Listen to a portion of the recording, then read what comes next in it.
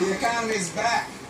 And you know who we can thank? Oh boy. We can thank President Obama. That's right. I know my colleagues here at the table don't like to give him credit, but it seems to me he deserves it. Even he knows what a remarkable job he's done. We turned around a declining economy. We helped our auto industry set new records. Our business has created 15 million new jobs. Slashed our dependence on foreign oil. More Americans are working. More have health insurance. Incomes are rising. Poverty is falling. And gas is $2 a gallon.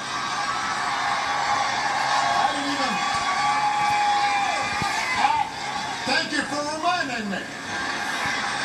Thanks, Obama. Oh my goodness. So there he was playing on, you know, Look at Poland's my face. assistant Emily here had to remind. Pat himself on the back any more than that. No, I was going to say some lady in the audience to say, right. hey, $2 gas. Yeah, that's right. But let's. I was going to explain to you though that thank you Obama is something conservatives like to. Anything goes wrong, thank you Obama. Oh, I never heard that Never before. heard. All right. So anyway, what I was going to say was the Census Bureau said the income of the typical household up 5.2%. In 15, first real increase since 07, the year before the economy went into recession. Also, the Dow Jones over 18,000. 55% of Americans now say their life is thriving.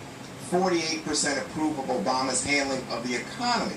So these numbers seem pretty positive to me, but I defer to wiser minds. So, Dana Perina. I don't think you can argue with the numbers, right? I mean, you can argue with a few things, like, for example, labor participation rate, etc. I just remember September of 2008, those last 4 months of President Bush's term were quite different when the economy collapsed. That was not, we weren't doing a lot of victory laps, and I think that he was having fun yesterday. And I love the thanks Obama part. I thought he was hilarious. That's pretty funny. Look, I got to tell you, his numbers are going up. It's good for him. He gets to jump in campaign mode. He's a masterful politician. He knows how to work the crowd. And when I look at him out there, and I compare it to Hillary Clinton, who's just literally stumbling and falling every step of the way, metaphorically, yes, Greg, you see the difference. He's actually going up in the polls because she's also not looking good. Have you thought about that? It's really, I think it's actually helped him and all like the divisiveness over Hillary or Trump, et cetera, and now people are like, wow, okay, Obama. And by the way, it's like the same people that said, you know, miss me now, right? About W, who are appreciating what he had to do, and his numbers have gone up since he has left office. But I don't know, he can pat himself on the back. I'm so pleased to hear you say that. Well, what, that he's a good politician? Yeah, because I know Norm. But so anyway, I'm thrilled. I think he's a master. He can by the way, I think compost and turn it this is into good gold. news for the Democrat. You know, because guess what, Greg? They're going to be able to say the economy's doing better. All right. The complaint would be you want a third term.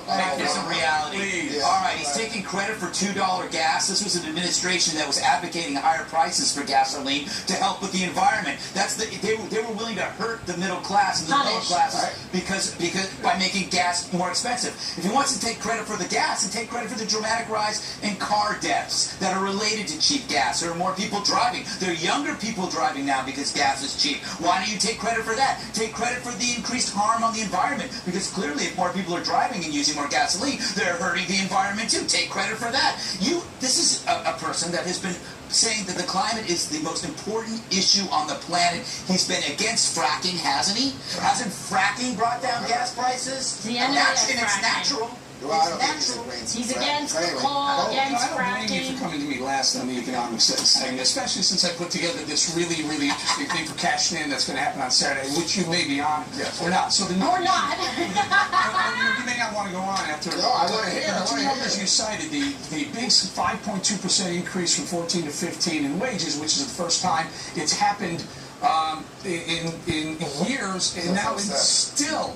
Wages, stop it, Susan.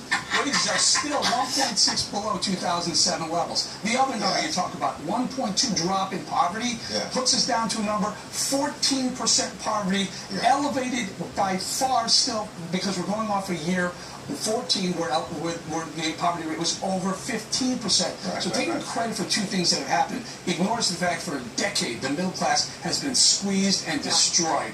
destroyed. So I say so. Coming back from a depth, from a recession, disingenuous to take credit for something good happening for 1 year. It's disingenuous to say we went through a terrible recession and we have recovered, and we as Americans should be proud. That's it's cyclical. It's and 72% of Americans saying the country is going in the wrong direction. That's true. That's fair. People have complaints, but you got to admit the economy's doing great right now. It took 8 years. One more thing coming at you.